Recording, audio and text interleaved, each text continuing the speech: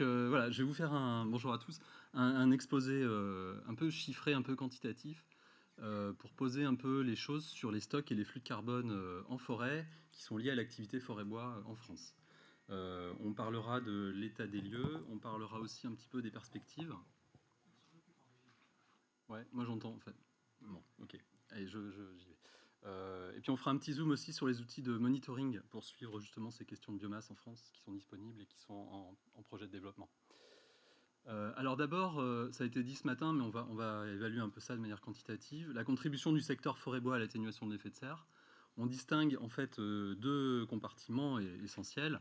Les écosystèmes forestiers, qui sont composés donc de biomasse vivante, les arbres sur pied, de biomasse morte, tout le bois mort, les rémanents de coupe aussi, et puis le sol. Et on peut évaluer en fait à partir de différentes sources de données, dont certaines que je vais présenter plus tard, la notion de flux de carbone, de puits de carbone en fait, en l'occurrence, puisque ça absorbe du CO2, plus que ça n'en émet. Et donc, entre 2010 et 2015, les évaluations que nous avions faites, c'était un puits de carbone dans l'écosystème de 83 millions de tonnes de CO2, avec une estimation tirée ici par la biomasse vivante, et quand même un stockage dans les sols, mais avec un certain nombre d'incertitudes. À côté de ça, et on notera le compartiment bois mort qui était stable en termes de flux, donc les flux sortants équivalaient les flux entrants, donc il y avait un certain équilibre dans le bois mort en forêt sur cette période-là. À côté de la forêt, on a donc une activité de gestion forestière qui génère des prélèvements, une part est récoltée, et ça vient alimenter donc des activités industrielles, des produits bois, dont certains que vous connaissez bien. On a une séquestration qui est évaluée notamment par le CITEPA dans les produits bois. Donc c'est la variation du stock total dans les produits bois mis en œuvre dans les bâtiments et ainsi de suite, qui est estimée à 2 millions de tonnes de CO2 en France sur la période 2010-2015.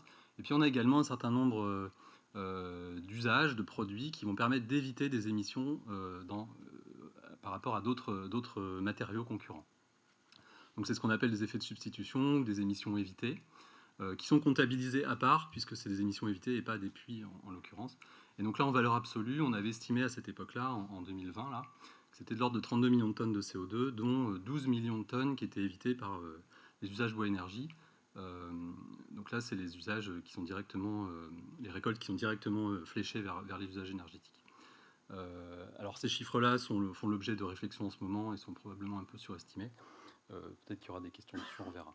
Donc voilà l'importance en fait du secteur forêt-bois dans l'atténuation de l'effet de serre.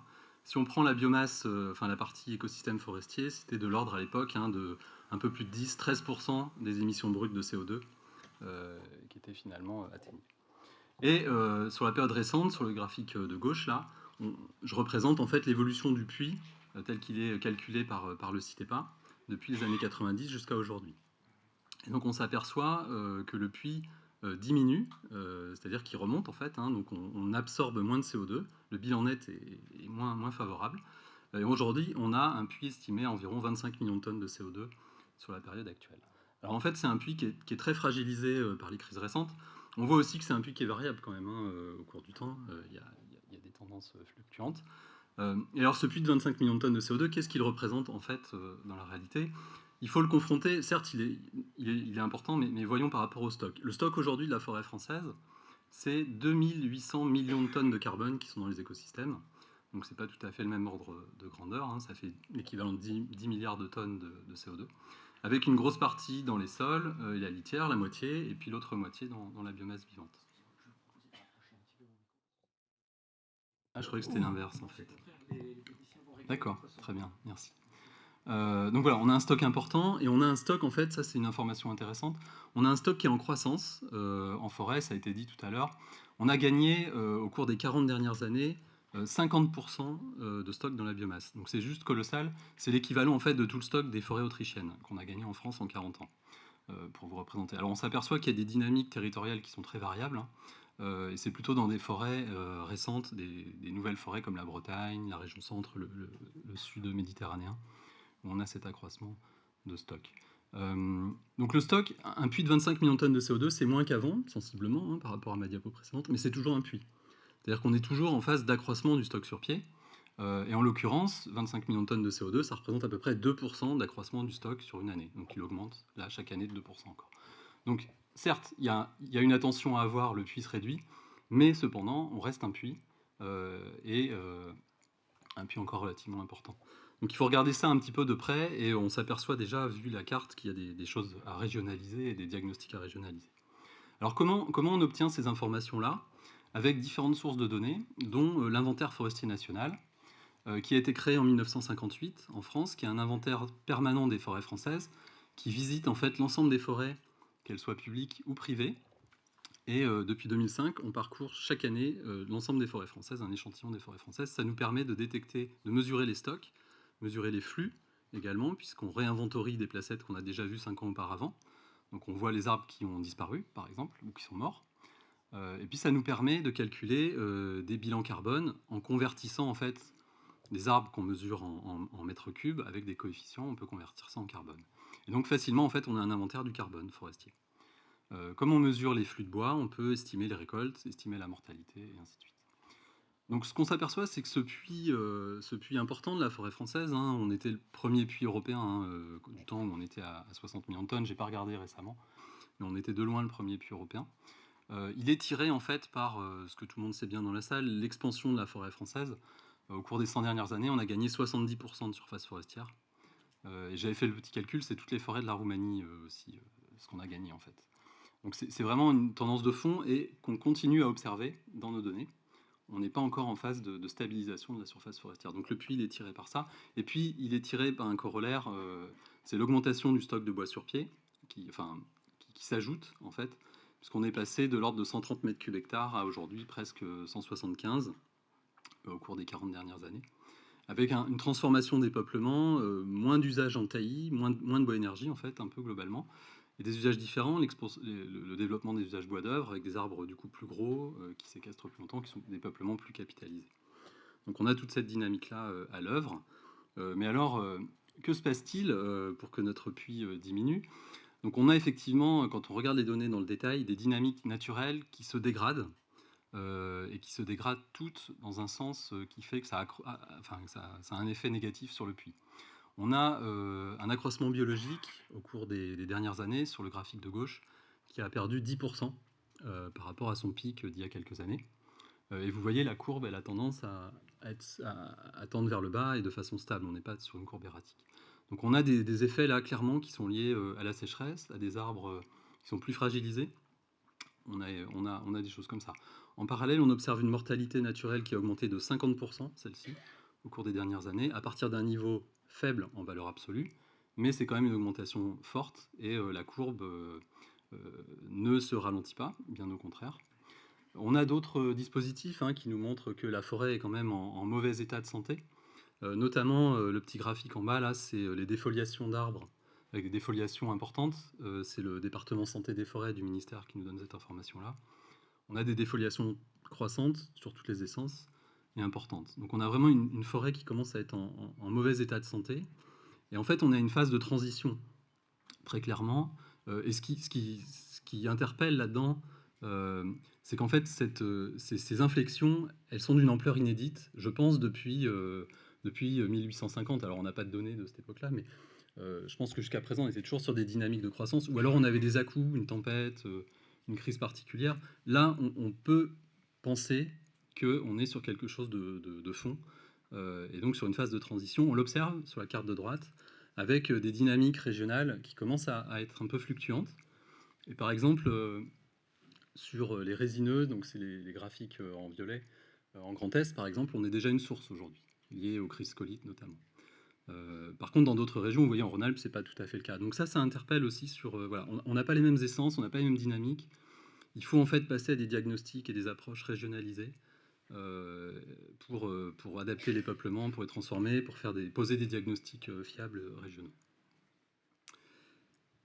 Voilà.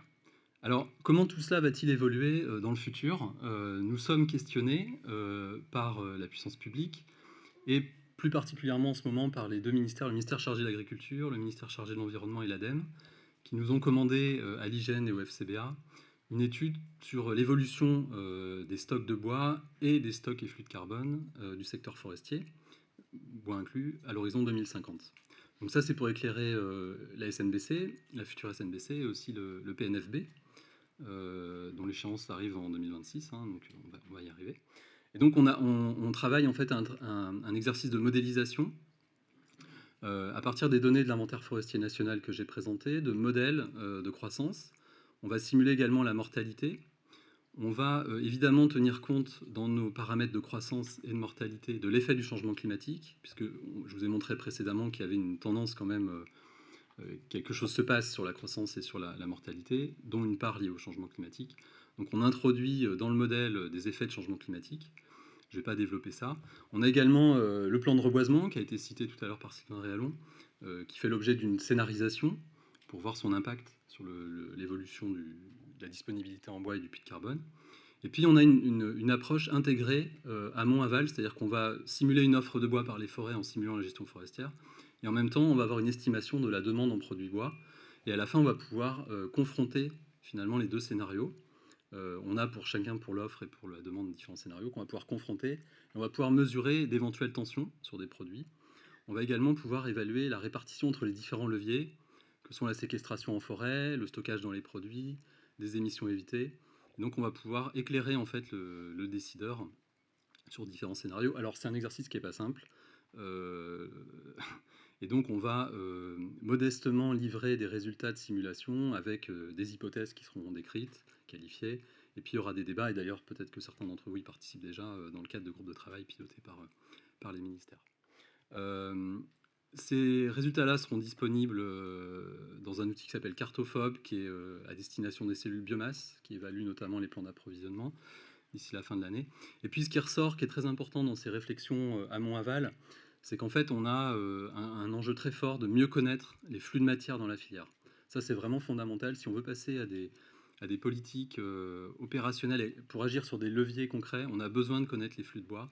Aujourd'hui, si je caricature un peu, chaque filière a ses métriques, chaque filière a ses enquêtes, je caricature un peu. Et on a du mal à, Christine, je vois, travaille aussi avec moi là-dessus, donc on a du mal aujourd'hui à rabouter tous les morceaux et donc à avoir une traçabilité complète. Et ça, c'est compliqué dans une politique publique de savoir du coup sur quel levier agir. Et notamment et pour les questions de stockage, d'évaluation du stockage dans les produits bois et d'effets de substitution, c'est vraiment des points mineurs, enfin majeurs de blocage. Donc voilà ce sur quoi nous travaillons en ce moment. Ce qui se passe en ce moment, ça appelle à du monitoring plus fin, à du monitoring plus intense, et du monitoring, je vous montrais des cartes tout à l'heure, plus territorialisé que ce qu'on fait aujourd'hui, que ce qui existe aujourd'hui. Et donc pour ça, on développe à l'IGN, l'ONF, le CNPF également travaillent à des choses comme ça. Développer des outils de suivi en temps réel dans les territoires, et notamment en s'appuyant sur des nouvelles technologies. Alors l'idée à l'IGN, c'est de s'appuyer sur les dispositifs de l'inventaire forestier national, qui est déjà existant. Chaque année, on collecte des millions de données en forêt sur des placettes d'observation, qu'on va combiner avec des cartes, avec des données satellites, avec du LIDAR HD, dont vous avez peut-être entendu parler, qui nous donne un modèle sur la hauteur des peuplements forestiers.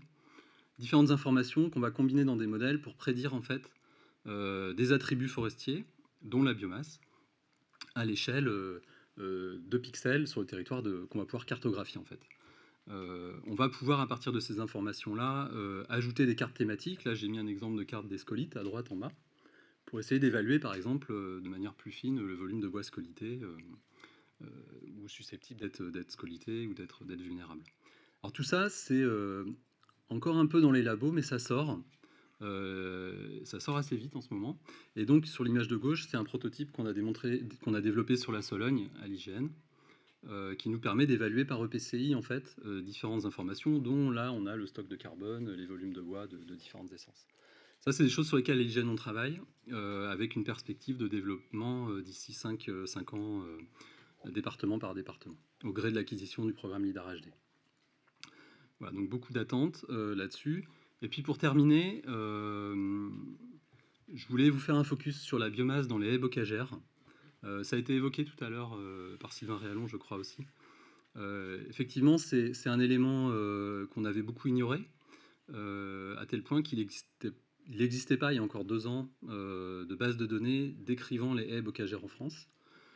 Chose qui aujourd'hui est résolue, puisqu'il y a la BD haies, qui a été développé par l'IGN et l'OFB, qui est disponible en téléchargement gratuit. Donc c'est un linéaire de haies sur toute la France qui est disponible. Et on a réalisé l'année dernière, avec le soutien de l'ADEME, une étude qui nous a permis pour la première fois d'évaluer le stock de biomasse dans les haies, aussi le stock de carbone. Alors on a travaillé sur